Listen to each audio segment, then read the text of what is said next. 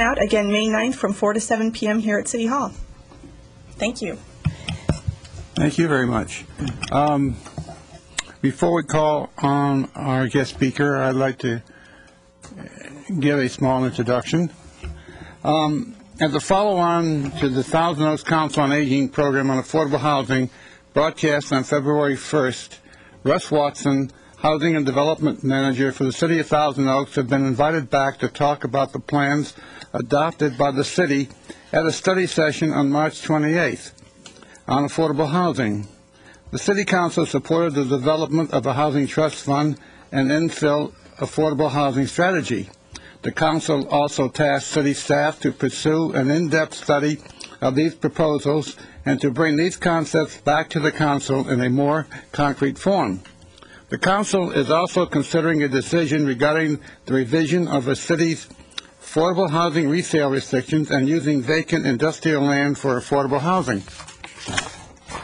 It may be a bit unfair to call upon Mr. Watson at this time before he and his staff have had a real chance to digest the size of the task before them.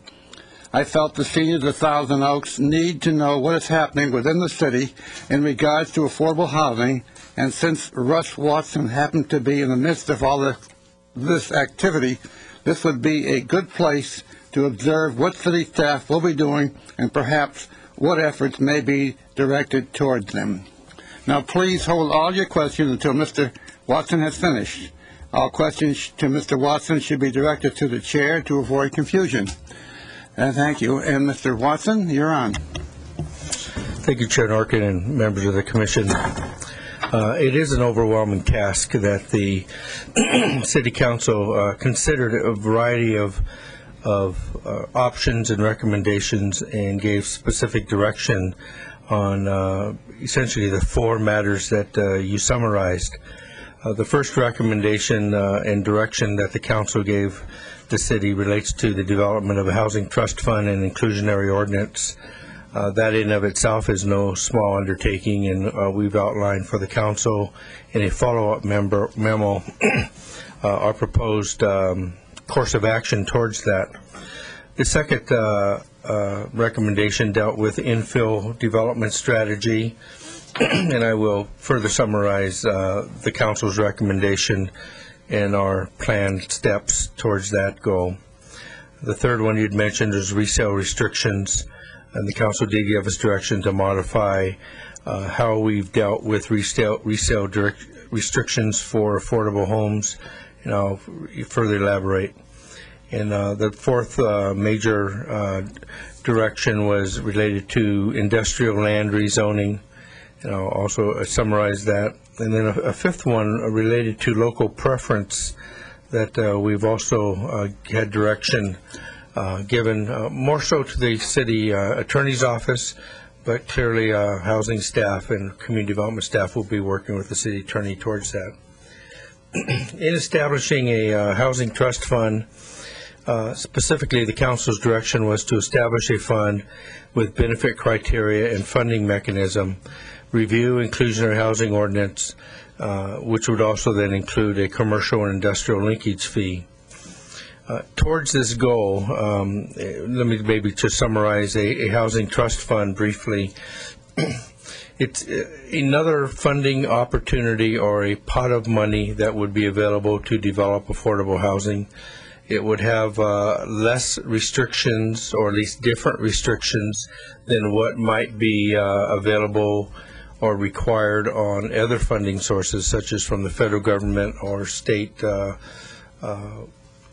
funding sources or local redevelopment funding sources. Sometimes those funding sources come with some pretty stringent restrictions to them.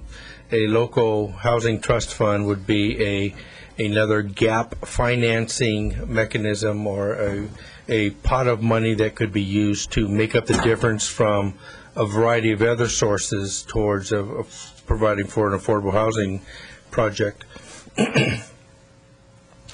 The Housing Trust Fund really only works as well as a funding mechanism towards that trust fund. That's why this particular recommendation was grouped with a inclusionary housing ordinance, commercial or industrial linkage fee, Essentially, those in summary are if a commercial or industrial development is proposed that brings in a lot of workers that their pay scale may not be able to afford to live here, that's going to have certain impacts to the community, traffic being one of them. The concept of a linkage fee to provide a funding source for a housing trust fund, wherein what is the impact of that development on the existing housing stock or the ability to produce new housing at affordable levels. That in part will be a study that we will undertake. An inclusionary housing ordinance is a requirement that developments of certain thresholds in fact include a portion of that project with an affordable housing component. Part of that may be an in lieu fee as opposed to producing the unit, pay a fee that would go to the Housing Trust Fund. Over the next 6 months, we will, which I was looking at the clock, about a month of that has already expired, so we will be looking at developing a request for proposals or qualifications and scope of work to bring on a consultant. This stuff is complex matters. There are a number of communities throughout the state of California that have undertaken projects like this and ordinances or regulations like this. There's a number of experts that have already crossed the bridges we will have to cross. And the first step to us is to bring someone on board who understands this stuff much better than we would. It would take us 6 months to come up to speed as to what all the options are. So we'll be developing a scope of work for consulting services. We'll be preparing draft ordinances, reviewing ordinances from other communities, and preparing the preparation for a nexus study of which a consultant would begin that process for us. City Council would obviously have to approve us taking that step, so this item will go back to the City Council, and we'll look at a budget appropriation to accomplish that. And we'd also be contacting the stakeholders, the business community, major employers, to review the pros and cons of developing these types of projects. I think there clearly be impacts to local business. There'll be clearly an opportunity for them to input as to how this might be structured.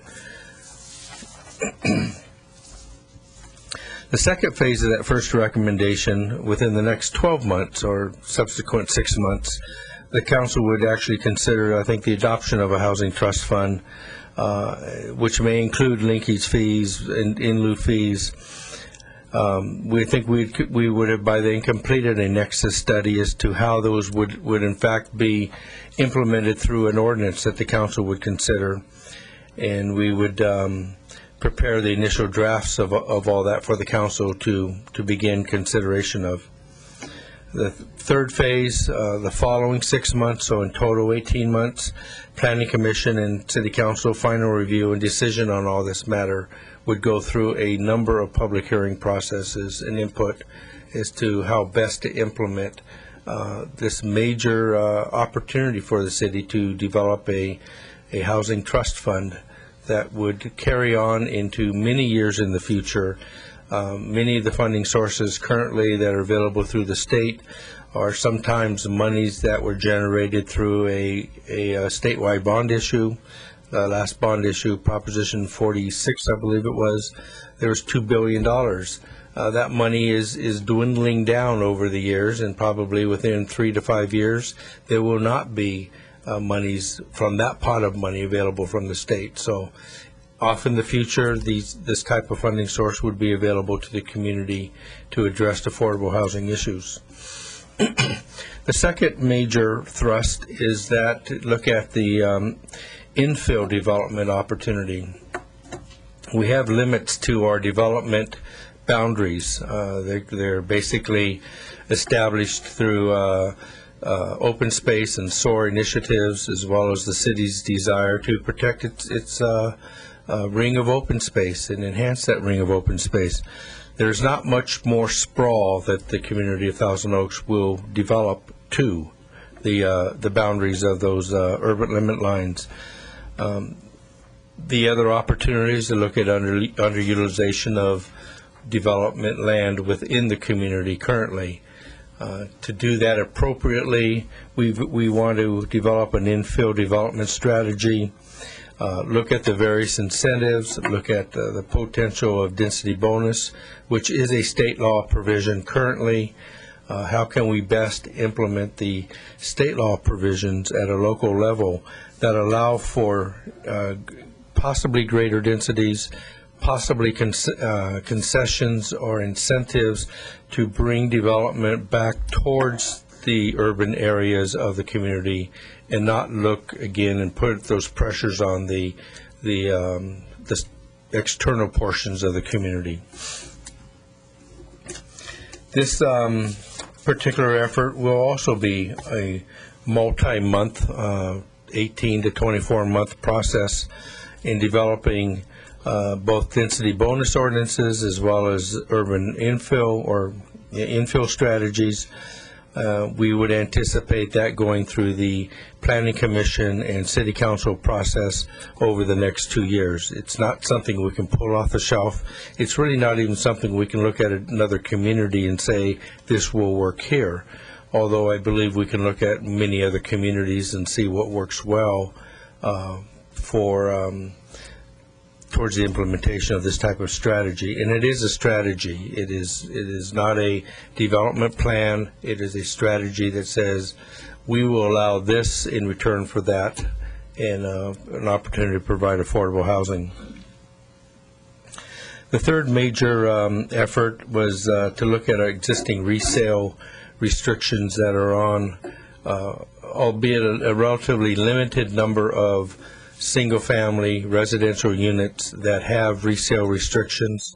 Presently, the calculation of resale restrictions is based on the change of median income. There is a factor and formula used to establish an initial sales price that is based on a median income. The general concept is that as median income changes, the value of that house should change so that somebody down the line would meet the same criteria as the initial person who purchased that house. The reality is what has happened over the past 5-6 years is that median income has changed on average 3%, 4%, where the value of market rate homes is gone up 20% per year, 15 to 20% per year. What you end up having is a house that has a resale value at what is somewhat an artificial low number, because to look at the criteria today, that same home, if it was being produced and offered for sale today that is restricted, the affordable cost method would generate a sales price that has a number of criteria, one of them being a down payment assumption, one of them being an interest rate assumption, and yes, they are tied to a median income level, but that house may have a resale value calculated today at $330,000, and a change of median income may have taken a home from $250,000 up to $270,000. So the house value has nothing to do with the house itself. It's a function of number of bedrooms, basically family size, what the family income is, and what you can sell or what you can use as a monthly income expense for housing costs. And as you factor in what today's interest rates are and what today's down payment assumptions are, you will generate a number for resale of that particular house.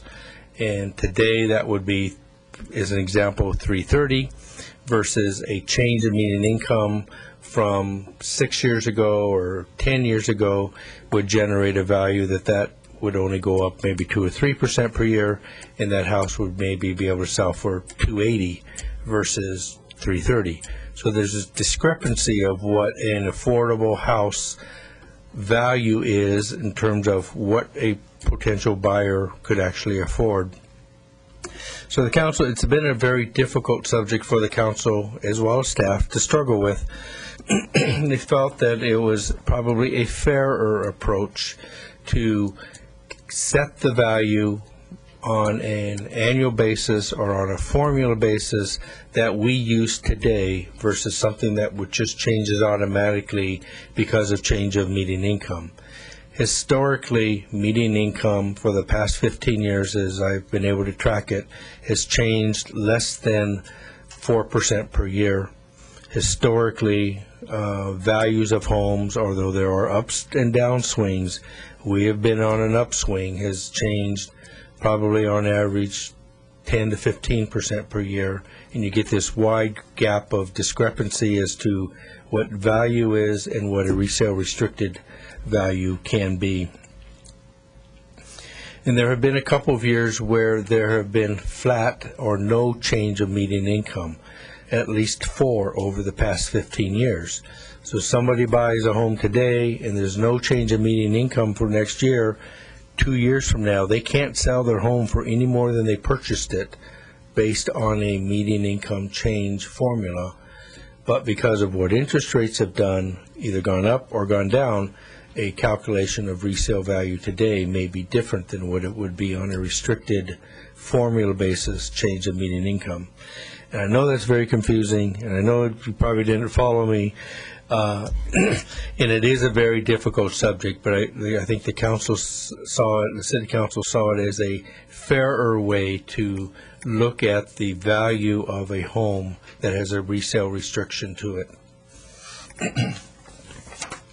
A fourth item that the council looked at was a concept of looking at our industrial property that may take a longer build out, and maybe we use it today for housing, and maybe that be affordable housing. The council's basic position on this was receive the report. They did not give us direction to further study the change of industrial property to a residential use. It's something the council may wish to look at a later date, but at this particular time, they did not feel that that was something that they really should be looking or having staff focus its time on. And the last recommendation that was part of the March 28th study session was they gave direction for the city to establish, or at least to look to establish, a local preference.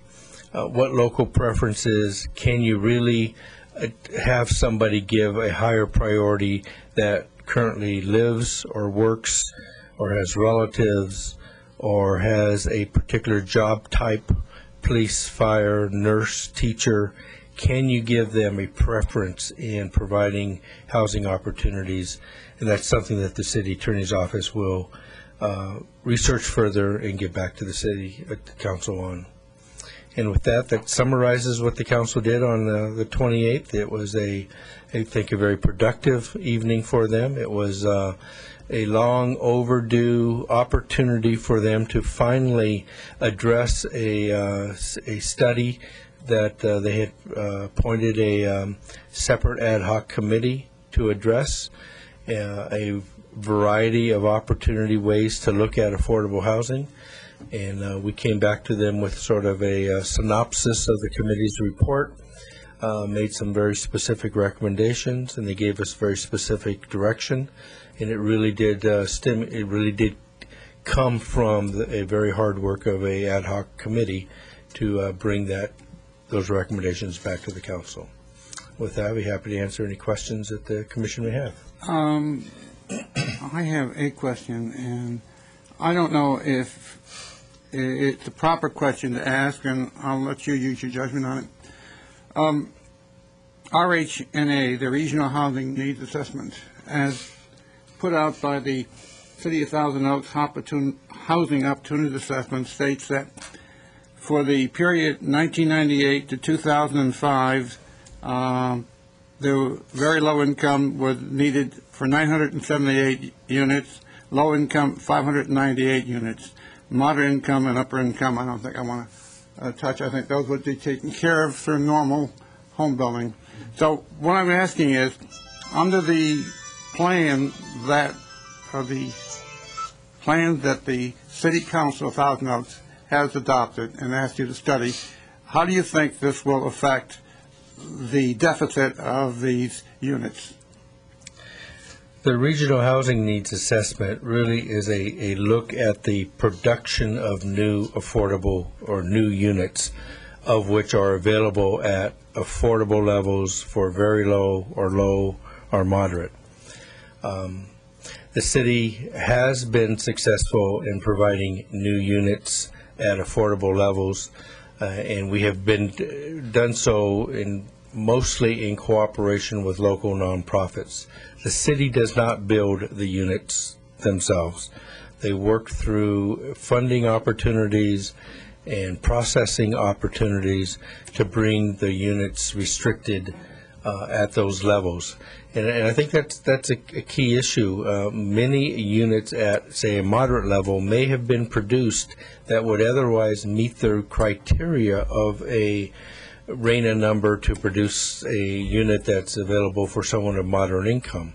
But without a restriction on it, or without a follow-up identification of who actually purchased that unit, or what happened to that unit 2 years later in terms of increased resale value, is it still affordable today of something that was produced 2 years ago? And that is a very challenging opportunity or process for a city to go through to produce the units in a restricted manner that meet the RENA number targets. And I think the city has done a admirable job towards that. I'm not sure that it will ever meet those numbers. Those RENA numbers are produced as part of the housing element. The housing element was originally to be updated every 5 years, which would have been last year. Now it's an 8-year cycle, which is a year from now or so that it will actually be updated. The RENA numbers we get next time may be significantly lower, or at least different than what we have had for the last 5 years to be our targets. And those are essentially targets. They are not necessarily mandates. Thank you, Russ. Are there any more questions that anybody? Yes, Jim. Russ, I have a question. In respect to what you just said, I didn't hear any mention of general plan. Is that also going to be modified? Well, the housing element is one element of the general plan. The general plan itself does have a life to it and has a build-out cycle. I don't know whether or not the general plan will be updated within the next 3 to 5 years. It is probably going to be close to a build-out scenario of our existing general plan within a foreseeable time future. And I don't want to try to say it's going to be 3 years or 5 years or 10 years down the road, but at some point, all the land that was originally designated within the general plan as a particular color type of being red for commercial or yellow for residential or green for open space will have development activity on it or planned for it. And there very well may be the need and desire of this community to review its general plan to see what happens over the next 20 or 40 years. General plans are long-term documents, and it's been 30 years or so since our general plan was adopted. It will very likely be updated at some foreseeable time frame at the direction of the council. Thank you. Are there just go ahead. Russ, let me just first comment that from where we were November 15th to the 28th and now, let me say for myself, trying to understand this, it's a lot more understandable now than it was 3 months ago. I can actually see from given the initial report a clear focusing and narrowing of the strategy. I mean, it's very clear. So I think that's very good. My question is the strategies that you're talking about now, are those things that can be done without a general plan change at this point? In other words, the 4 areas of strategic development. I guess I'd want to be cautious in my definition of general plan change. I think the basic answer is yes. The council could pursue the adoption of a housing trust fund and make the necessary adjustments by ordinance to develop funding mechanisms towards that housing trust fund. An infill development strategy, I think the basic answer is yes, it could develop a strategy to be implemented to promote, enhance the opportunity to develop property on already existingly zoned property. And I think that's where the caution is, because at some point you're going to get into density issues, or you're going to get into a potential Measure E issue wherein a change of a particular use on a particular piece of property, albeit consistent with the strategy that's developed, may require another hoop to be jumped over, either in a long-term strategic plan way, where over this area we want this infill development strategy to be implemented, and that would require potentially a Measure E vote, but it may not necessarily require a general plan change. Okay. As you go along in your strategy, it would be best to keep the public advised as to where you are and what you're doing, so that they are educated as to what's happening, and will usually, if they know what's going on, they usually go along with it, and there's not too much opposition usually.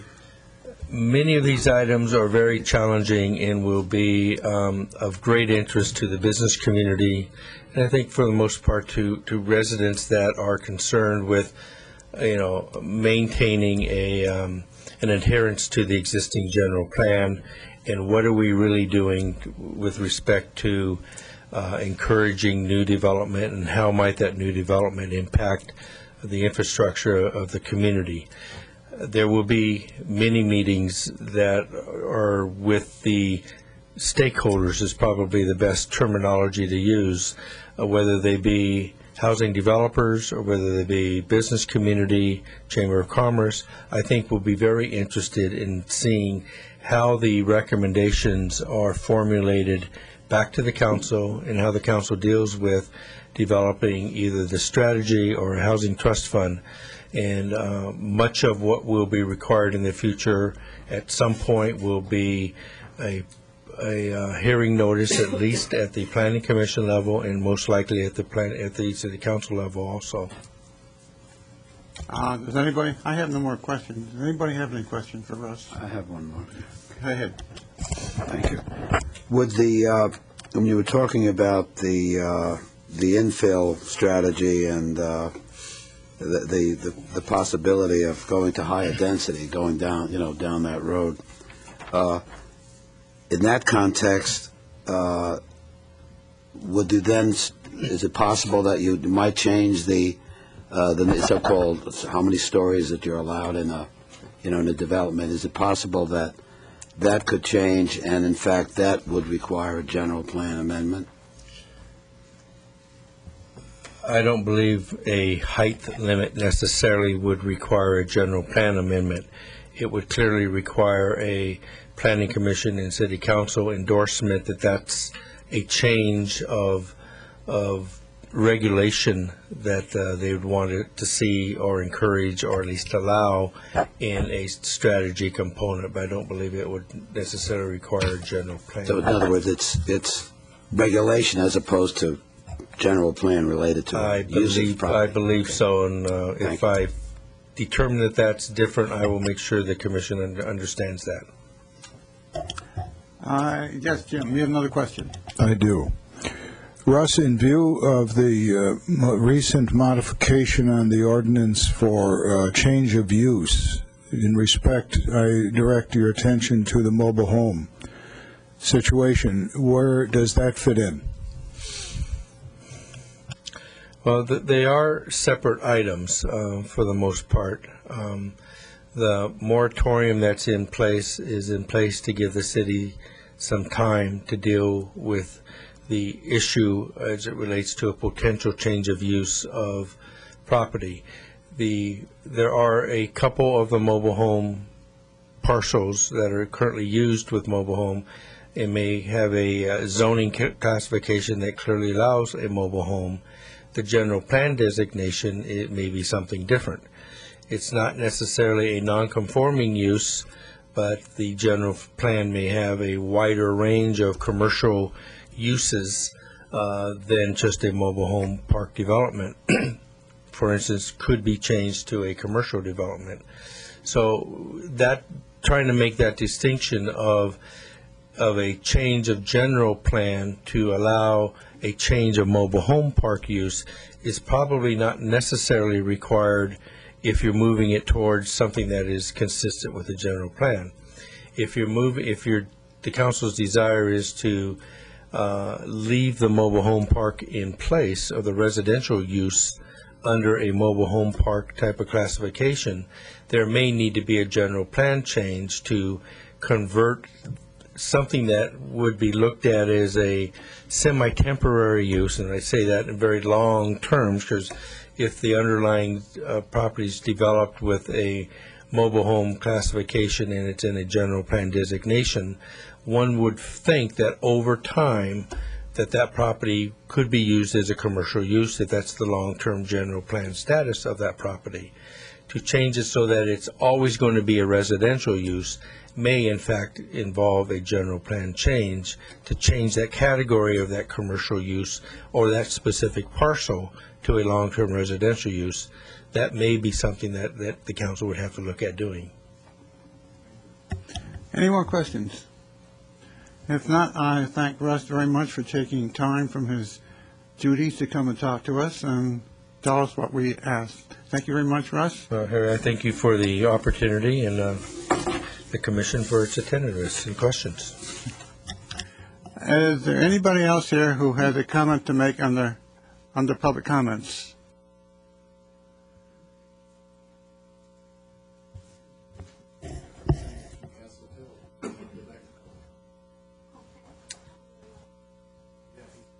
Well, she can come to the microphone and state her name.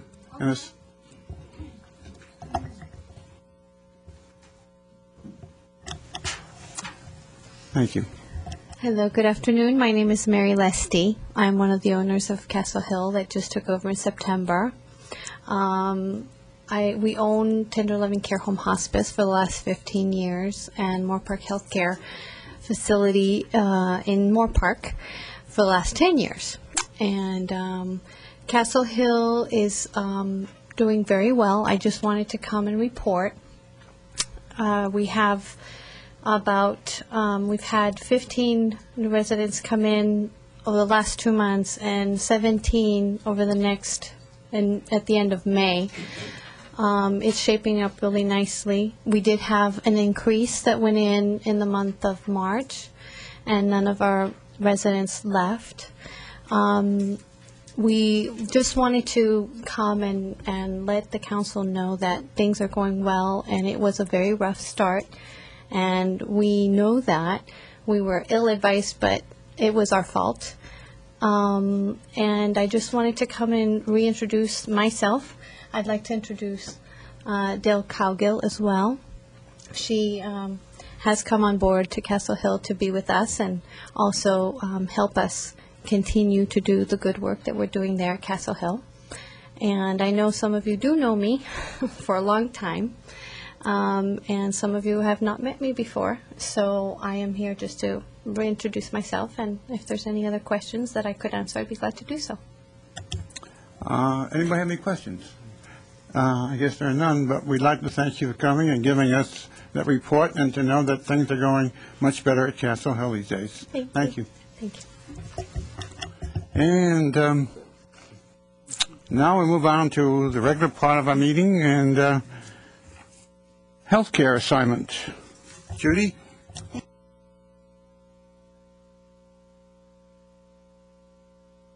presentation at some point, thank you, on safety and emergency preparedness in the home. So that's what we are sharing today, and I'm sure we'll probably overlap a little bit, but we both have two different ends of it. First of all, I will be talking more about the medical end and the health care. Everyone should have on their refrigerator or by their telephone what my paper is entitled The Vial of Life. This will help not only in safety measures and in emergency situations, but for 911 calls, any kind of healthcare emergencies. And that's something that can be incorporated with your preparation for any kind of disasters. And of course, when we're talking about disasters, we're talking about fires, earthquakes, any kind of gas leakage or other kind of inhalants that can go on in neighborhoods. It doesn't happen to be terrorism. But this Vial of Life needs to include your date of that today's date, whatever date you make it out, your name, telephone numbers of emergency people, your health care insurance, doctor's name, medications that you're on, health conditions that you have, medical conditions that require other types of supplies, such as oxygen, home ventilators, if you have pacemakers that need batteries, that type of thing. That's something that you just need to have just in general principles, just for safe health care in your home. What we need to prepare you for safety and emergency preparedness, and we need to prepare, protect, and therefore cope. And if you're prepared, you can protect yourself, and that makes it a lot less stressful and a lot easier to cope with whatever may happen. The information, like I said, needs to be in some emergency alert place on the refrigerator, and the reason I think that is because a lot of companies for advertising principles have little magnets that go on your refrigerator that will have your emergency numbers, your drugs, your medical conditions, and someone that will be checking on you. Otherwise, the health care end is basically divided into 4 categories. First of all, medications. Think ahead and make sure that you have 30 days supply of all necessary medications. Now, that doesn't mean vitamins and over-the-counter things like that. It means things that you really need to maintain a health status in time of an emergency. Also, medical devices, oxygen, home ventilators, pacemaker batteries, that type of thing. Contact the manufacturer, which is always accessible with a phone number on the equipment, and you need to do that now. You need to ask them what kind of preparedness you need, what kind of batteries you need to stock. You can't depend on a 911 call coming in. You can't depend on public health coming in, home health care, anything like that. So those are things that you need to take care of, and you need to take care of now. The food and water is basically, and be sure to include your pets in that also, in the food and water. Make sure you have dog food and water for the pets. 1 gallon of water a day per person for 3 days. I think we all learned a little bit from the hurricane down in Louisiana and Texas along the Gulf Coast that it was 3 days before people were able to get in with things that were really necessary. And if people had those things prepared for in advance, they would have been a lot better off. So 3 days of any kind of supplies. And the other supplies that are necessary are eyeglasses, batteries for flashlights, radios, hearing aids, sanitation supplies, the things that you don't really think about so much. I always think about radio batteries. I probably wouldn't think of hearing aid batteries or extra eyeglasses. First aid kits and fire extinguisher. In your first aid kit, you need to keep the normal things, tape, things to stop bleeding, to manage cuts, first aid cream, and it needs to be in a box. If you stop to think about all the things that I've talked about and all the things that Tony's going to talk about, if you need to get it into one location, you need to have an easy carrying box, or you need to have a duffel bag that you can put all those emergency supplies in. Have everything in a central location, which is easy to get to, and know the safe areas in your house and in your garage area so that you can move things to that area when the emergency happens, whatever it is. And that's if you aren't evacuated. Surely there will be someone in the neighborhood that can turn off the water, the gas, and the electric. Now I'm talking basically about seniors. They can, and they need to make arrangements with the neighbors, so nobody's going to leave them sitting in their house by themselves. You need to make arrangements for someone to come in and check if there's an emergency. And also, as far as checking, you need to have arrangements with your family so that you are having someone outside the immediate area of the emergency that you will contact so they can keep track of all the people within their family, within like Southern California or along the coast or whatever, but are out of the area of the emergency that are going to have phone contact with eventually all the members of your family. You also need to think in terms of sealing off your house if there's some form of maybe terrorism, that there would be gas leakage someplace. You need to seal off, shut the windows. You don't want outside air coming in. Turn off fans, turn off air purifiers, and seal the areas around the doors. If you leave the house, leave on your refrigerator or leave someplace in the vicinity the time and date that you left and where you're going and who you are. That helps, too, when somebody comes to check on you. So, Tony, if you'd like to finish. Thank you. Some of the things that that were mentioned, as you'll notice, some things are very obvious to all of us, but in a time of stress and when we're trying to get out, we forget. And I think a really key issue here is to have everything in one place and have it available. Because I know in my own house, I have things sometimes scattered all over the place. And a few times when our electricity went off, I'm looking for the flashlight, I'm looking for this, and I'm looking for that. And then I go to find the flashlight and the batteries aren't working. So it's really important to plan ahead. Some of the things that I'd like to mention that maybe Judy hasn't mentioned is not only contacting somebody who would be someone that you could depend on that could come over and shut off all your utilities for you if for some reason you had to get out real quickly and you couldn't get back in, but also to make sure you have the tools for that to happen, because many times we don't have even the tools that are available to turn off certain things like water and different things that might need to be turned off that are a part of your household needs. Some of the other areas that I'd like to mention in terms of safety in the home is smoke detectors. Be sure you checked all your smoke detectors.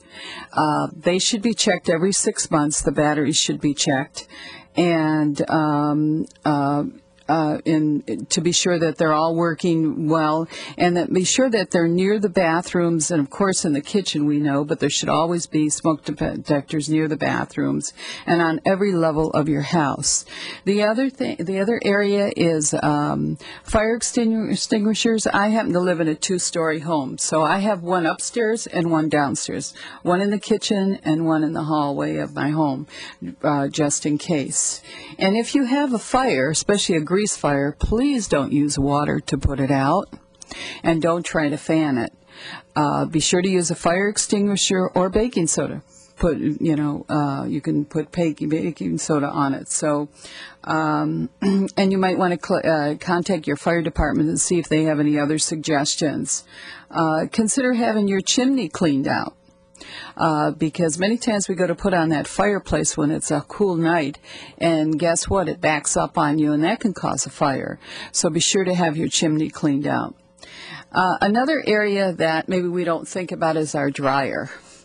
We have that little the lint catcher in our dryer, and that many times gets clogged up. And although we take it out and we shake it out and we get the lint off of it, there's a film, especially if you're using the little softener pads. It creates a film on the screen of that dryer, so it's real on the screen of the lint collector. So it's important to take that out occasionally and wash it with soap and water before you put it back in, because that can back up and cause a fire in your home. I actually had that happen about 10 years in my home. I had no clue why that happened. I happened to be at home at the time, and you never leave your dryer on when you're not at home, and had fire come out of the back of the wall, and that was probably caused from lint. At the time, I didn't know it until I started looking at some of these things for myself. So that's very important. And as far as a safety kit, we talk about one in our house. We should really have one in our car also. Because if we're rushing out of the house because we have an emergency and where do we head is to our car to get away, we don't have anything in our car as far as an emergency kit. It's important to have one in our car also. And who's going to check on you? Make sure you have connections with somebody who's not in the area that will check on you if they hear there's an emergency, and how can you get in contact with them? The other thing is we all have a tendency to check our TVs for emergencies, but guess what? If there's no electricity, there's no TV. So we can't depend on that. So it's important to have a battery-operated portable radio so that you can find out what's going on. So you can know what's going on. And one of the suggestions is consider a solar dynamic AM/FM radio that's powered in 4 different ways. It would be solar, hand-cranked, AC or DC, or batteries. So it seems it covers all areas. Because that way you can find out where the emergency is, if it's an emergency that's not within your home and area but somewhere else coming, and you can get all the update information. One of the other areas, and I'm trying to go through this quickly if I can, and I know that this is a lot to discuss or to bring on, but I'm going to give you a resource for all this stuff so that you don't have to write everything down. Communications is really, really important in terms of communicating with people so that you know how to contact each other and make a plan for your evacuation. Another area that I would like to mention, and it's really close to my heart because I'm a big, big dog lover. I have 3 of them of my own. And so it's really, really important to put a sign on the outside. You can go to any pet store, and it will tell you, in case of an emergency, I have, and you mention all the animals that you have in your home. We all think about dogs, but what about those birds? What about the little gerbils? What about all the other things that we might have in our home? So it's important to mention that you have animals in your home in case there's an emergency. You have to leave and you can't take them with you. And the other area of importance as far as your pet is to be sure they have a collar. If it's your dog, it has a collar on it with a name tag and a telephone number and identification, because many times your animals get out and they have no collars on them. How do we know where they belong and who they belong to? And it would be a tragedy not only for you but for your pet. Never ever put them on a leash and tie them up or put them in a cage and leave the house, because there's no way they can get out either, and they're safer out in the street if they can get out. And some of the things that you should have in a kit for your dog is large or small bandages, elastic tape, scissors, tweezers, Q-tips, antibiotics, eye wash, ear cleaning, any special medication that's prescribed by your veterinarian. All the things that you would think about for yourself, you would probably need for your dog too if they were hurt. And then, of course, be sure you have a list of backup arrangements for your animals, because if you're having to get out in an emergency, the Red Cross shelters do not take pets. So you have to find a place for your animal. And that might be, someone's home. Some hotels do, the boarding kennels, but be sure you know where they are.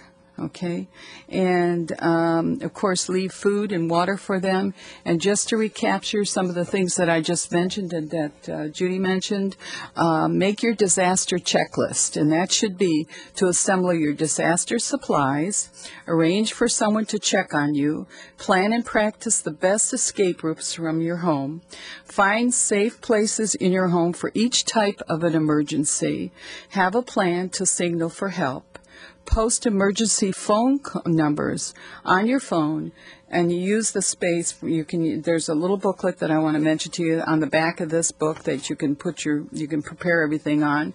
If you have a home health service, plan ahead with that agency. To teach those who may assist you in your emergency how to operate any equipment, and be sure they'll be able to reach you and you can reach them. And the other thing is, when I mentioned the car, but it's really important not only in your car that if you are a person that is with somebody who's disabled, that has any special needs, it's important that you have an information in your car, somewhere in your car, that if you get in an accident, something happens to you, they know who to contact for this person and what their special needs are, if it's medications or whatever for them. And so there's some wonderful books out there. One is put out by the Red Cross, and it's called Disaster Preparedness for Seniors by Seniors. And you can contact the Red Cross. They'll mail it to you. There's also an Emergency Preparedness Handbook that the City of Thousand Oaks has put out. You can call the city, and they will mail one to you. So good luck and be safe. I thought of one thing while you were talking with getting in the automobile and getting away from the area. Don't forget, if there's an electric outage and you have an automatic garage door opener, you also need to know how to turn it into manual, which I have to have help getting up to reach that high. So that's not the easiest thing in the world to do. Does anybody else have anything that we didn't mention? We don't want to make you paranoid, but it's good to be safe. So, there's a lot of things. Judy and Tony, I'd like to just add one thing. I'd like to reiterate again the item about having your sufficient prescriptions on hand, because I ran out of medication a couple of weeks ago, one of my medications, and when I went to the doctor to get an updated prescription, he promptly scolded me and said, "Remember Katrina," he said, if you're out of medication and you have a disaster or something, he says you're really in trouble. So he says you've got to constantly you cannot run out of medication.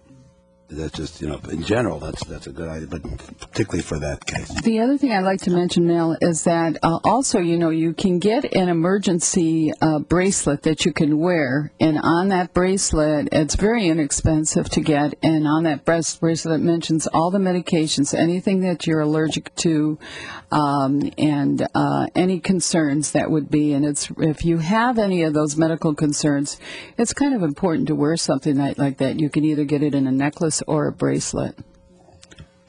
Andrea? Thank you, Judy and Tom.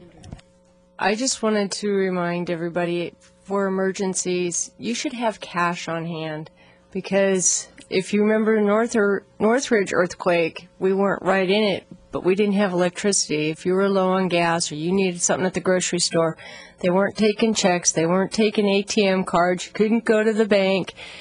They were doing cash only. So you should have a supply of cash on hand in your car or at home or both. Great addition. Thank you very much. What's cash? I don't think anybody uses it today. That's why we need to be reminded to keep it out. Well, one more thing. Mm-hmm. You should check that manual garage door opener, because sometimes those springs weaken to the point where it would take Superman to lift that door.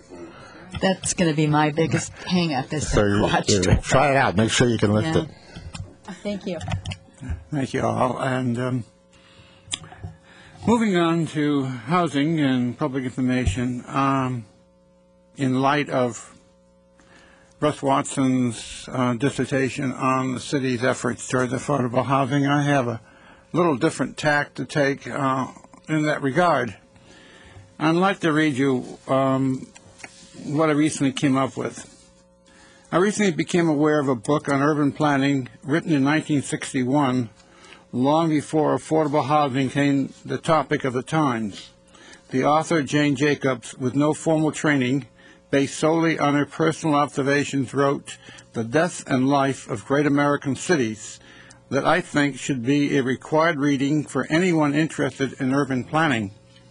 She lists 4 principles needed to produce a livable and vibrant city. For the city to be alive and vibrant, they must ensure the presence of people who go outdoors on different schedules and are in the place for different purposes, but who are able to use many facilities and commons. The streets should be short, with frequent opportunities to turn corners.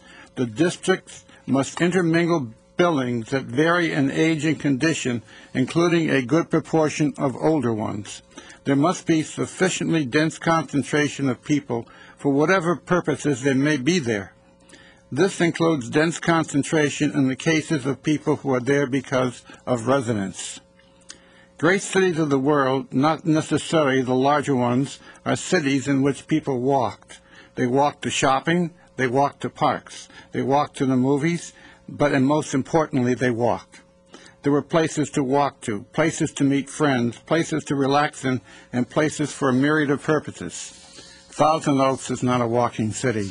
Most people live so far from shopping, restaurants, and parks they must use an automobile for these chores. As a result of automobile use, shopping centers are surrounded by parking lots. The bigger the shopping center, the bigger the parking lot. While the city is just about a build-out, with not much vacant land available for housing, it's too late to change what has already been built or in the process, but it's not too late to incorporate these ideas into new projects that come before the city. In my mind, one of the keys to producing more affordable housing is to make this city a walker-friendly one, using the ideas put forth by Jane Jacobs. Byproducts of this would be less pollution, less noise, and less traffic, which are goals that we all seem to be working for. Mel, do you have anything to add? No, I think that that's excellent, and in fact, too bad people weren't reading it many years ago. Regardless, do you have anything on the public information? I have something on the senior directory. Okay. Be my guest. Okay. Thank you, Harry. I'm happy to announce that the Senior Service Directory, the updating of it, last updated 3 years ago, has now been completed after a lot of hard work, and the new directory will be going to the printer by the end of the week. Copies of the 2006 directory is expected to be available at the Senior Festival on May 20th at the Global Senior Center. Shortly thereafter, the copies will be available at the Global Center, at the Customer Service Desk in the Financial Department at City Hall, and at the Thousand Oaks Library. And we hope that you all will avail yourselves of this new directory, and it has a lot of new information in it and very valuable information for you to conduct your day-to-day lives. Lots of information, and it's we hope that people will use it. The updating and the change process was a major undertaking. There were lots of changes were made, and we believe that we achieved an even greater quality level in the entire document. And the entire process would not have been possible without the work of the following people. First and foremost, Commissioner Martin Shentis, who was our co-editor, along with me, and I know that there is no way that this could have been done without Martin's help. So we all want to thank him for his effort. I next want to thank all of the Council on Aging commissioners for their excellent work. in making phone calls to every service provider listed in the old directory to obtain any changes that and other current information that were required in the directory. We also want to thank our chair, Harry Norkin, who did extensive work on providing a cover design and a cover for the directory. Harry put a lot of work into that. And finally, we'd all like to thank our staff advisor, Chris Ball, for his effort and work in putting this together. Chris came into this job not really knowing what the senior director was all about, but I think now he's certainly fully familiar with it. But I think you should certainly hang one on your wall and say this has been one of your achievements in your career. Anyway, thank you again, and thank everyone again here for that. And we certainly, I know the seniors of Thousand Oaks will thank us all when they receive this. Hopefully, thank you. Yes, Mel, and thank you for an outstanding job along with your co-editor. And now moving on to Shirley with Senior of the Year. Thank you, Harry. First off, you see me dressed like this only because I look ridiculous, I know.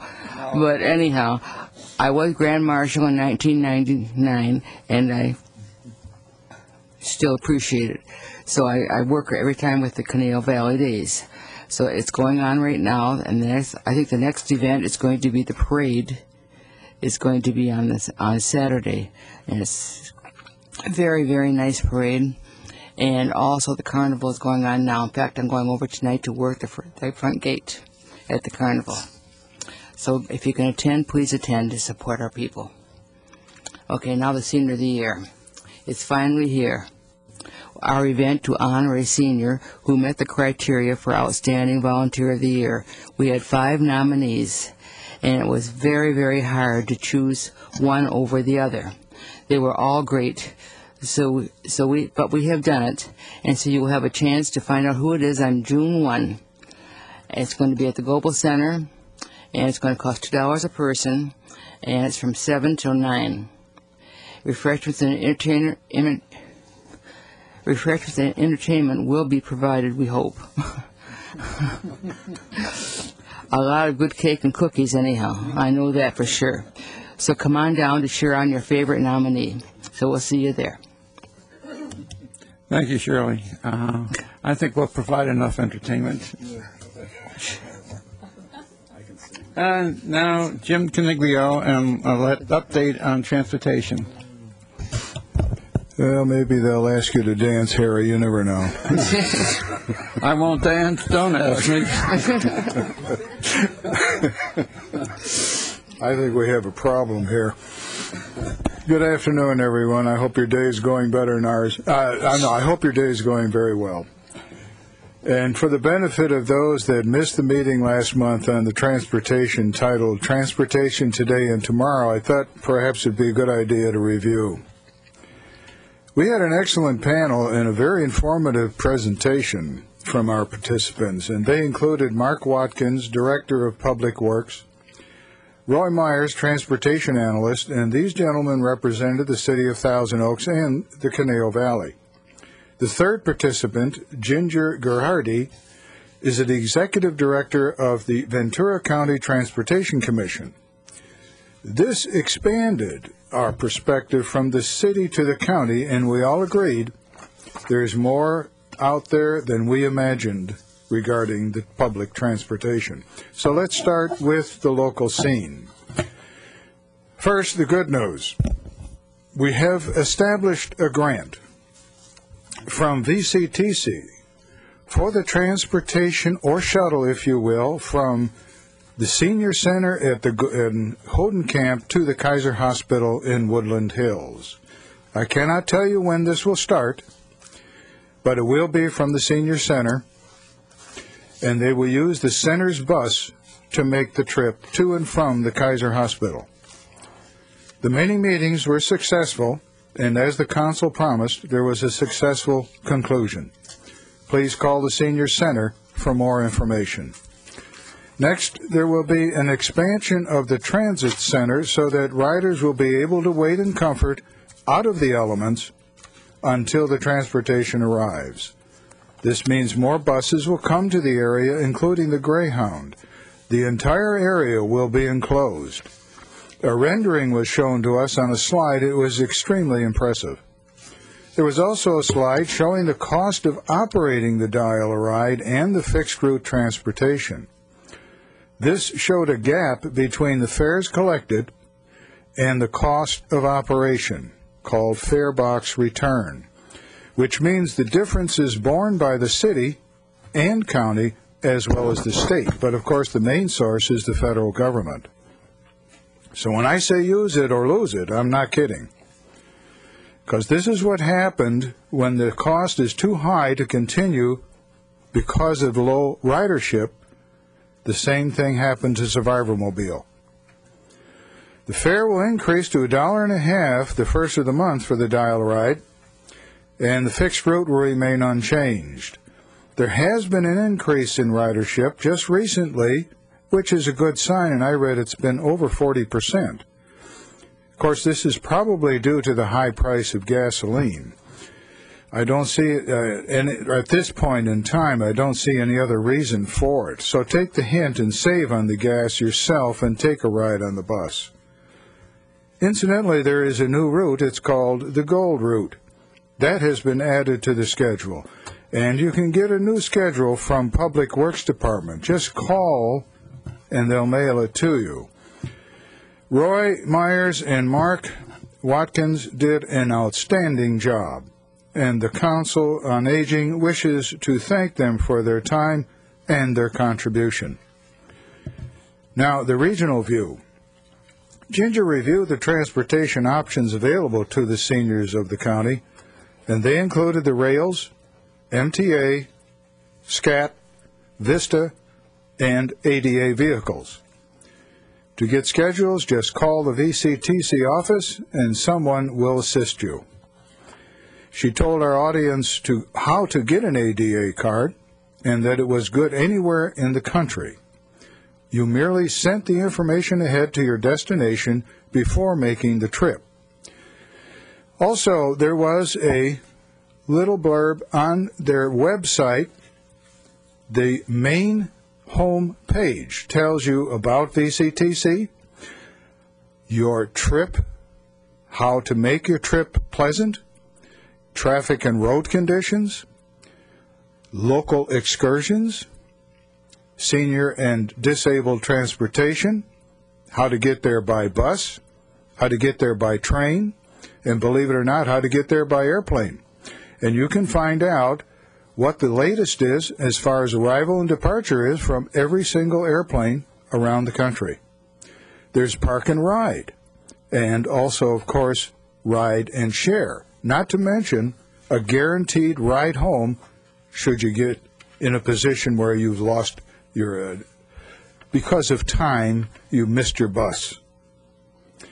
There are free cell phones for the disabled who cannot get out of the car to make an emergency call from the call boxes on the freeway. And by the way, to qualify for this, just call VCTC and be patient because there is a waiting period. The individuals actually come to your home and qualify you, and there isn't enough of these individuals to keep up with the demand, so please be patient. You may get a directory of senior and disabled transportation services from the VCTC office to help you through this maze. In other words, help is only a phone call away, so try it. Your phone call, 805-642-1591, 642-1591. The presentation was a work of an individual obviously dedicated to helping all who need transportation. The Council on Aging is very grateful for Ginger for her time and excellent presentation. Last but not least, yours truly gave it a little bit of a presentation on the Beverly Foundation, and of course this is an entity dedicated to helping seniors give up their keys and get transportation to stay independent. It involves volunteer drivers and a center to dispatch the driver to a rider in need. This is a program that is possible if all other avenues are blocked. You know and I know that to receive a grant from the government, there's always the chance they won't renew it. Thus, the volunteer programs. So then, we ended the forum with very good questions from our council, as well as the audience.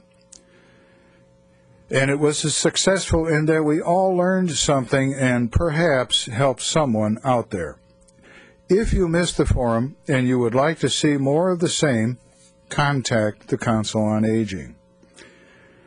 A sincere thank you to those that participated, and a special thanks to our council for their assistance in making this forum a success. If you are not going to use the public transportation, please drive safely. Thanks. Thank you, Jim. Thank you for your excellent presentation, as usual. Does anybody have any questions of Jim or any additions to what Jim has said? Yes. I just wanted to add about Dial-A-Ride. Even though it's going up to $1.50 per ride, if you have a reservation for senior nutrition meal, and that is stated when you are making your reservation for your ride to the center would be free. Very good. Also, if you live, I don't know, maybe you and your next door neighbor don't drive, or you're in apartment housing or whatnot, if you are picked up from the same address and there's at least two of you, you share the fare if you're going to the same place. So if you're picked up and going to the same place at the same time, you share the fare. That's very good. Where is this information? I received it from a Dial-A-Ride driver at the end of the week last week. Okay, this is definitely authentic then. He wanted to make sure that it got out and out to our people at the center. Very, very important, and thank you. Appreciate it, Andrea. Thank you, Andrea. Do we have anything under legislation this week? I guess not. Moving on to fraud and Thank you, Harry. There's always a story. A gentleman in Syracuse, New York, who's over 80 years old, received a letter from a psychic who predicted that he would win a jackpot worth $15,000. All he had to do was send her $35 in the enclosed self-addressed envelope and tell her how he wanted to win this money: lottery, bingo, gambling, and she would tell him the winning numbers and when to play. Once he sent the check, he was bombarded with more letters from the psychic and others offering him the secret to improving his health and vitality or other ways to win money. This is the classic sucker list mail scam. Once you fall for one, your name is passed around to other scammers and you just get more offers. You're thinking, how can anyone fall for this? Well, you're hearing this from me. I'm an amateur. The scammers are professionals. They know how to make it sound irresistible. You and I don't. And they make a living this way. And it must work, or they wouldn't be doing it. I can't give you a feeling for how they do it. You have to experience it to believe it. The best advice I can give is to remind you there is no free lunch. If an offer sounds too good to be true, it probably is. There is no surefire shortcut to wealth and health. So rip up those mail offers, or better yet, report them to the U.S. Postal Inspection Service. And hang up on those phone calls that promise you miracle cures or to predict your future. Thanks, Harry. Thank you, Martin. And now that we've finished with our committee assignments, we'll move on to liaison reports, and I'll turn the meeting over to Judy. Thank you, Harry.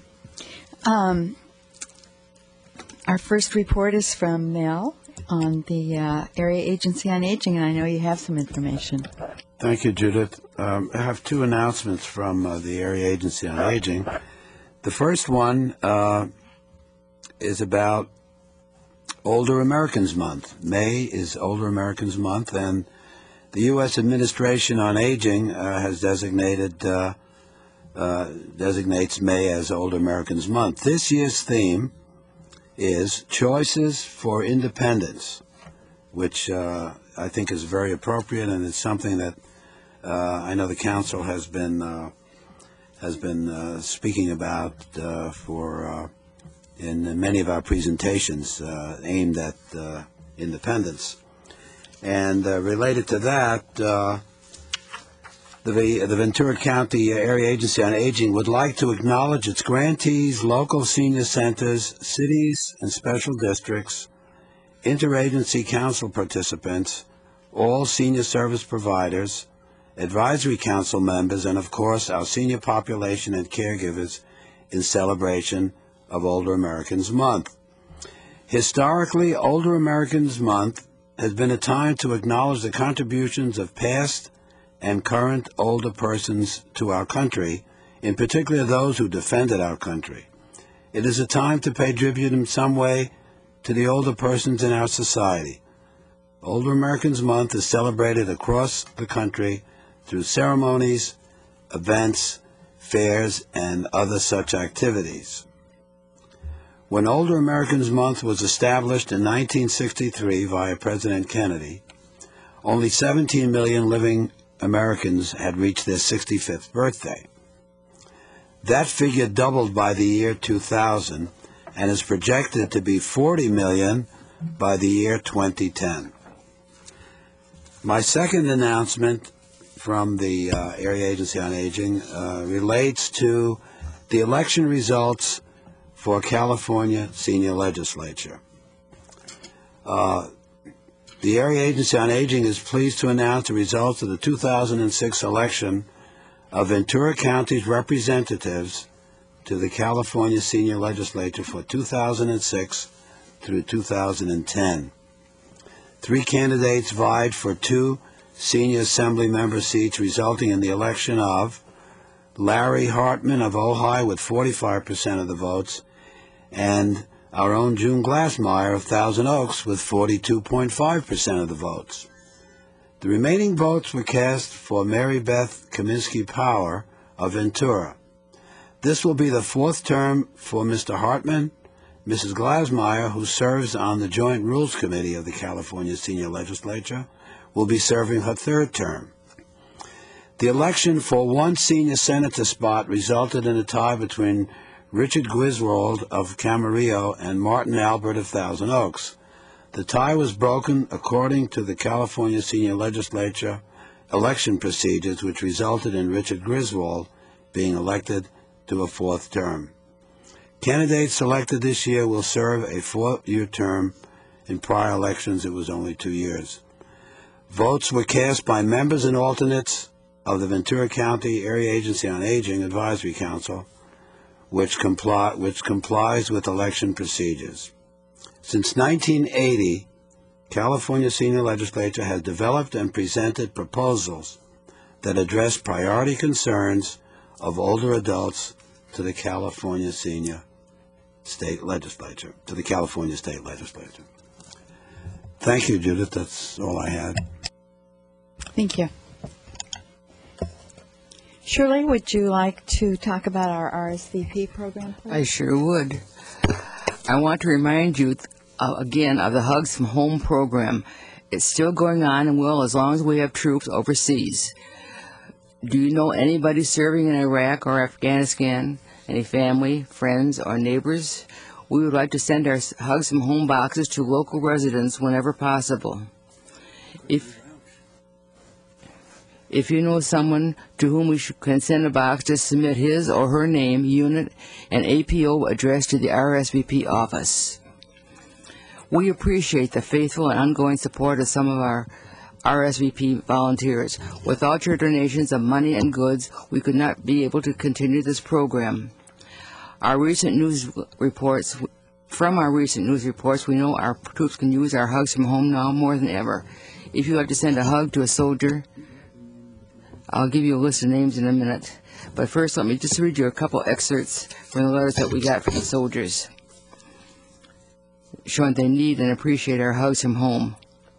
First one, it is very kind of you all to send out something like that for us. Mail is always appreciated when we're out for so long, away from friends and loved ones, unable to see them for a long stretch of 6 to 9 months. It helps remind us that people care about us even when they're not our own relatives. Because of you, we are able to take showers with body wash, use shampoo and have deodorant, enjoy the basic necessities of life. Because of you, we are able to have late night snacks and plenty of coffee to keep us alert and to keep us awake. Because of you, we have made acquaintances, pen pals, supporters, and most important, friends. Another one, I would like to personally thank you for the gloves and hats. On any given day, I can spot at least 10 people wearing the hats and gloves or both. Let me say that your kindness is nice and reminds me of what I am fighting for. Thank you. I will consider myself hugged, and it is a warm hug indeed. Now, what they really need. Wait a minute, I find my paper, please.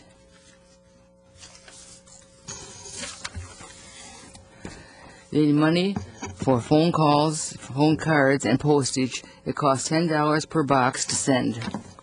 They need Crystal Light, Kool-Aid, iced tea, individual beef turkey, trail mix, power or protein bars, ramen noodles or soup at hand, fruit snacks and warm delights, easy mac and cheese dinners, AA and AAA batteries, individual cookie packages.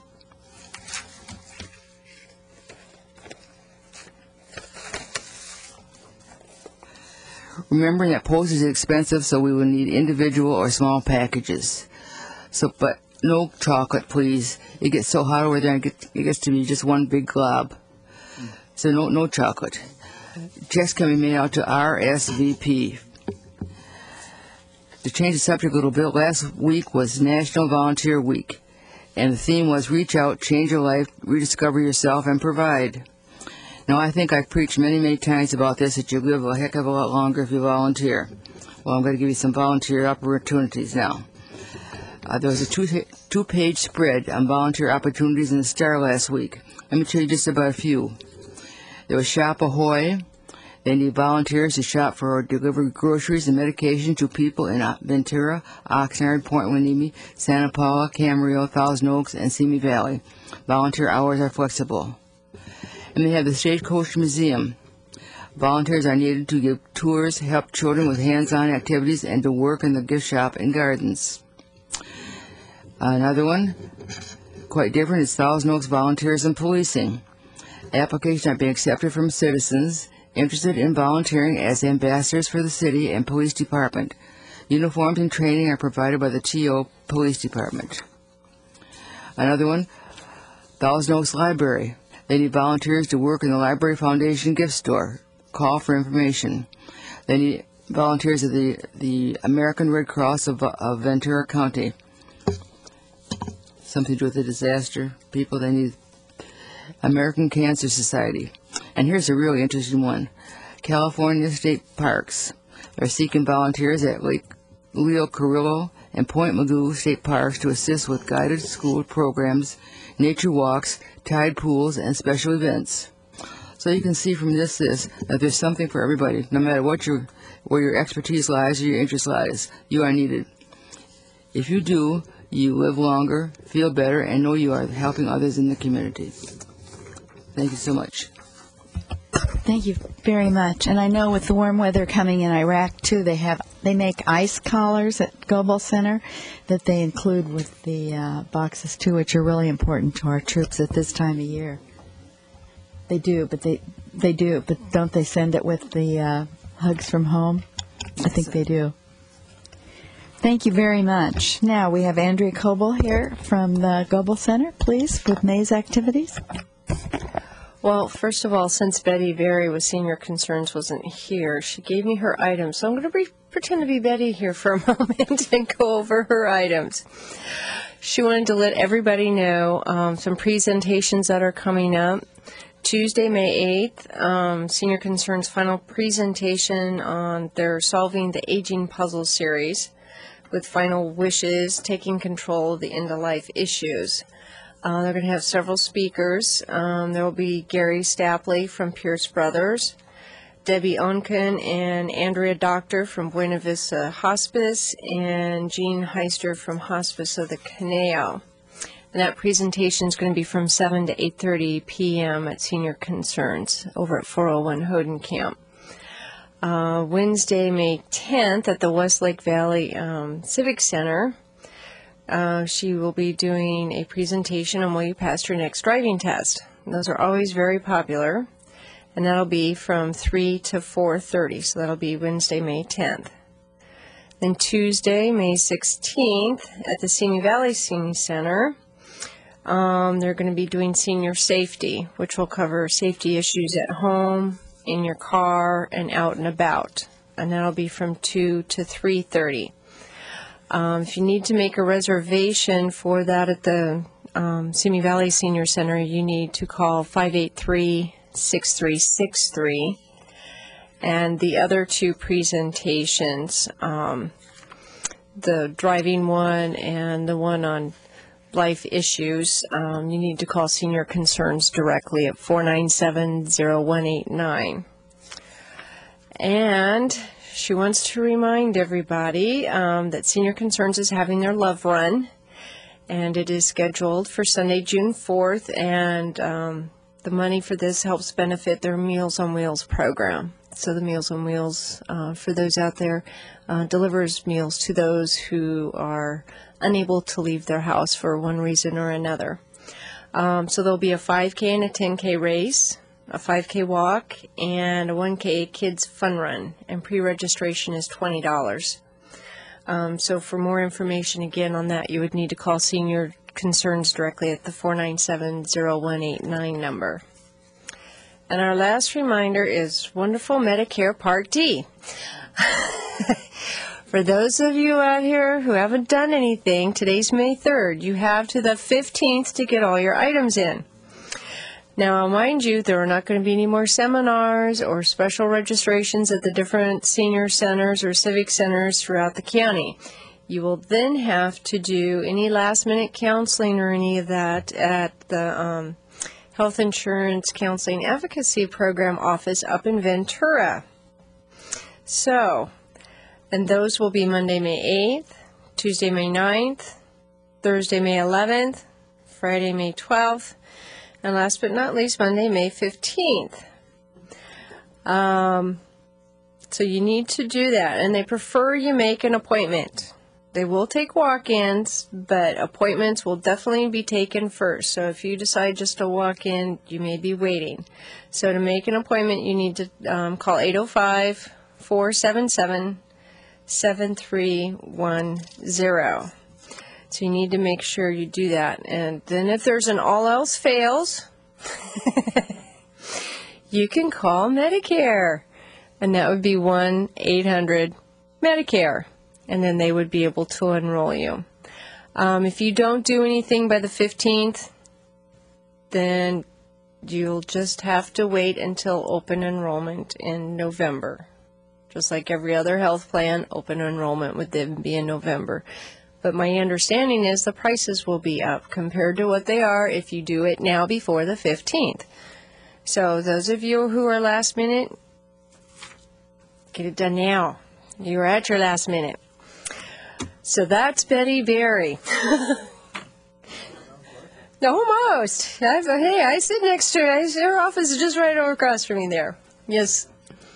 I took one of Betty Berry's classes over in Simi on how to drive, and she gave us a list of questions, everything that should be on our test. So that's easy enough, but she didn't really tell us how to pass a driving test. But I'm sorry, she can't take you all out in the cars. She can tell you how to do the written. The written test we can pass. The driving test, you better go practice. A little bit iffy. Oh, okay. Well, on to wonderful May and events at the Goville Senior Adult Center. First off, Monday, May 8th, at 2 p.m., we have a program. There'll be beautiful mountains in your backyard. So this is a neat little program. It's going to help you identify recreational activities that are right here. And you can also learn about the Park Link Shuttle and find rewarding volunteer opportunities. And this is presented by local park ranger, historian, and film researcher Mike Malone. So local person here in the area does some really neat things. We do ask for reservations, and towards the end I'll give you the senior center number. We have a fishing trip coming up, deep sea fishing. It's Thursday, May 11th, 7:30 a.m. to 5 p.m. And since that's coming up next week on Thursday, if you haven't registered with us at Global Senior Adult Center by Monday afternoon, you can still get your name on the list, but then any of the fees would have to go directly then to Captain Hooks up at Channel Islands. So if you want to get your name on the list and pay us directly and not have to worry about that kind of stuff, do that by Monday afternoon. Otherwise, we can still take you. You'll just have to pay up there. Then for those of you who just might be tuning in for the first time or just moved into the area, or orientation for newcomers is coming up on Wednesday, and that'll be May 17th, and that's at 9:30. It's a nice thing to come to because you get to learn about what all the center has to offer. And it's not necessarily all for those that are 50 and over. We have quite a few programs for those that are under 50. So that's hence the name Senior/Adult Center.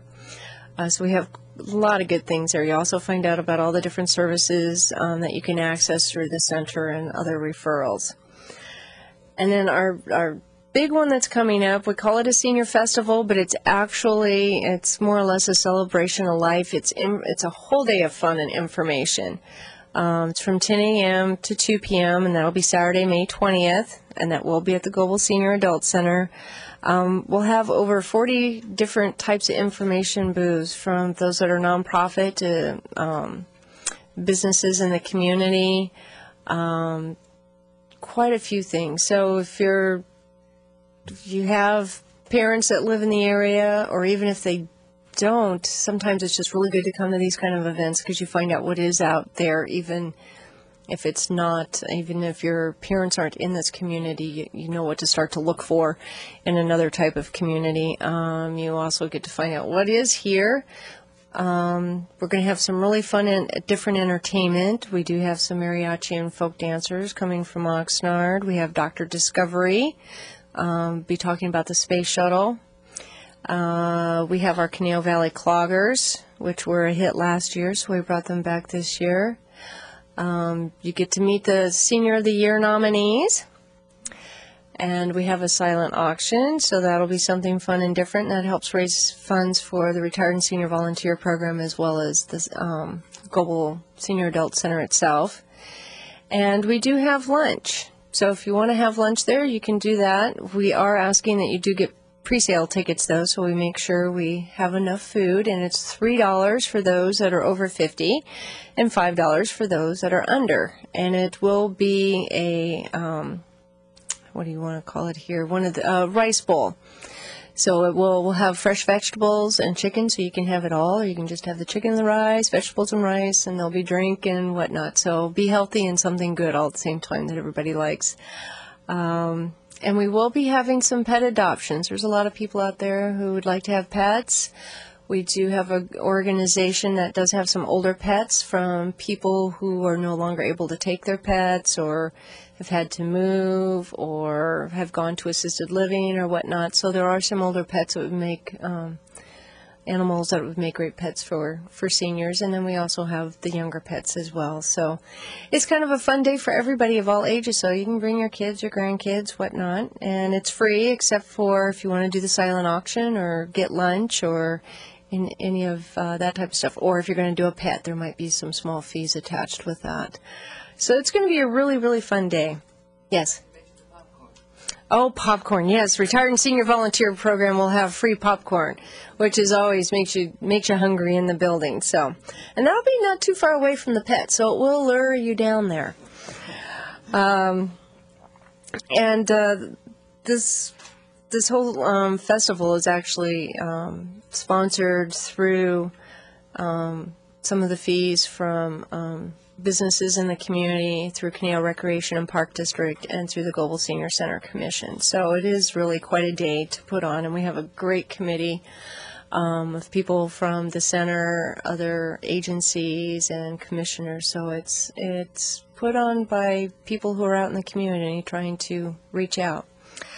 So, and then the next one is a seminar all about diabetes. So, well, you know that affects everybody. You talked about it last month, about how many Americans are being diagnosed with diabetes due to gaining weight and other factors in their lives. So this will be a presentation on Thursday, June 15th at 1 o'clock. And they'll be doing the presentation on staying healthy, taking care of your feet, some basic question and answers, and it will be presented by InCare's Gina Bernard.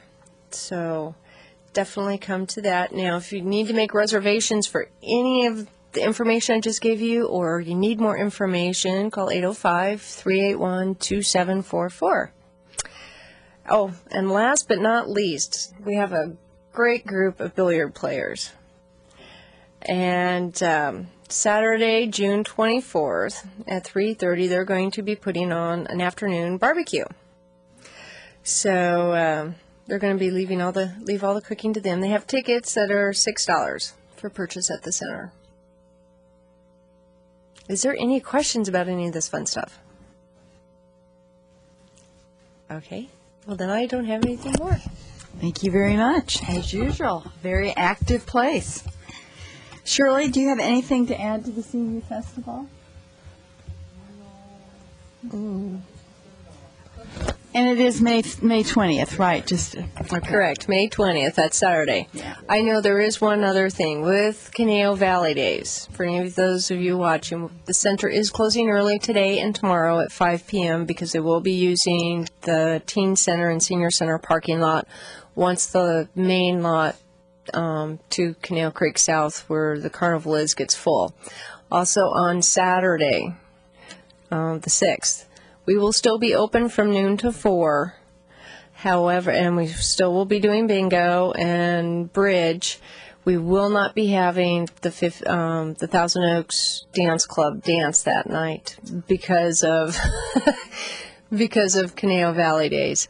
So those of you coming to the center on Saturday, definitely want to be there by noonish, because the carnival does open at noon, and the same thing will happen as soon as the lot fills up after the parade and everybody gets in, then they will start using our lot. So most people are there, but I just wanted to make sure, in case anybody's watching, that we are open, and just get there by noon so you have your regular parking spot.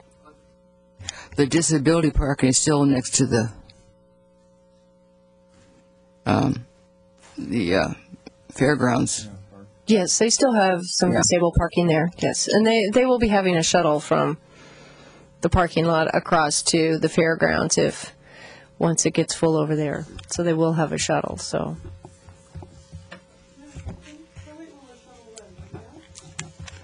I don't remember. I think till it closes. If I remember the article correctly. Thank you. Thank you, Judy. Is there any old business before the commission? Any new business? Any commissioner comments? Harry, can I just mention I neglected to give the telephone number for the resource directory for the book for the Emergency Preparedness Handbook. I'd like to give you the telephone number to call for this. And the telephone number is, of course, 805-449-2453, and that's the Emergency Services Coordinator, so that you can get this wonderful book. Thank you, Harry. Shirley, you have something? Just want to remind you again about going to CBD. It's very, very important. In fact, you can even dress up if you want to, like I did. I show you my good boots, but I can't lift my leg that high. Okay. Our broadcast on June 7th is going to be a program on baby boomers as they approach retirement, which will affect the senior population locally and nationally. And I think you want to watch this one because it's going to be presented by Professor Mike Mullen from Pepperdine University. It promises to be a very interesting program. And also, I'd like to send a get well message to Commissioner Jim Seardon, who reported in sick this morning. We hope it's nothing too serious and he recovers pretty quick. And also to George Horan's wife, who had an operation on her hand, and we wish her a speedy recovery. And to all of our viewers out there, thank you for watching, and we'll see you next month. So long.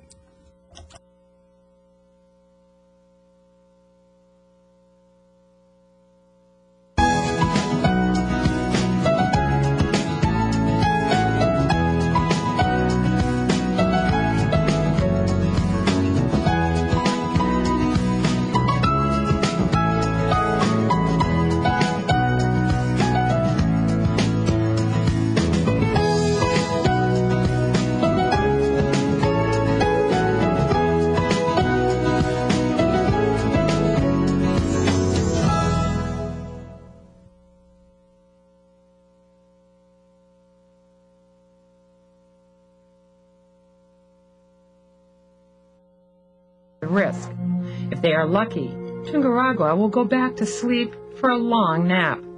Geographers will keep a watchful eye and maybe one day intercede between humans and their sometimes violent environment. In the sub-region of Latin America called Southern South America, the country of Chile is also threatened by volcanoes and earthquakes. But here, Pacific Rim dynamism is more about economics than plate tectonics. 2,500 miles long and averaging just 90 miles wide, this elongated state spans a diverse range of natural environments. Each of those environments offers opportunities for primary economic activity. Based on those activities, Chile has grown a dynamic export economy. That growth has brought numerous changes to Chile's human geography, including gender roles and settlement patterns.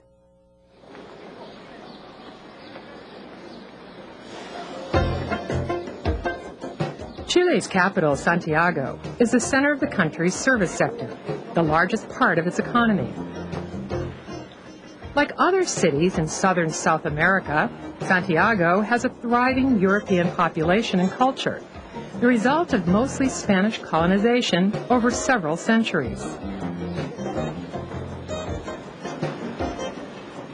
But more recently, Chile's most important foreign connections are not with Europe. The primary links to the outside world are best seen here, in Valparaiso, Chile's largest port. Foreign trade is a cornerstone of the new economy, and most of it is with Pacific Rim countries, including the United States. Chile has become one of the most rapidly growing economies in terms of its exports. Not only in terms of the bulk of exports, not only in terms of the range of exports, but also in terms of the range of countries it exports to. It has become the most dynamic country in Latin America in terms of international trade. Robert Gwynn, an economic geographer from the University of Birmingham in England, has been studying the roots of Chile's dramatic economic success and the effects of this rapid change on the Chilean people. Chile strengthened its market economy and export programs in the 1970s and 80s under a repressive military regime. Now, as a democracy, its annual imports and exports were each around $18 billion by 2001. Most of the exports are the products of primary economic activities, meaning the harvest of crops or the extraction of resources. For instance, Chile produces 1/5 of the world's copper. This is a satellite image of the Escondida mine. Chile extracts resources from an incredible range of natural environments. The barren ground cover surrounding the mine reveals one of the driest places on Earth.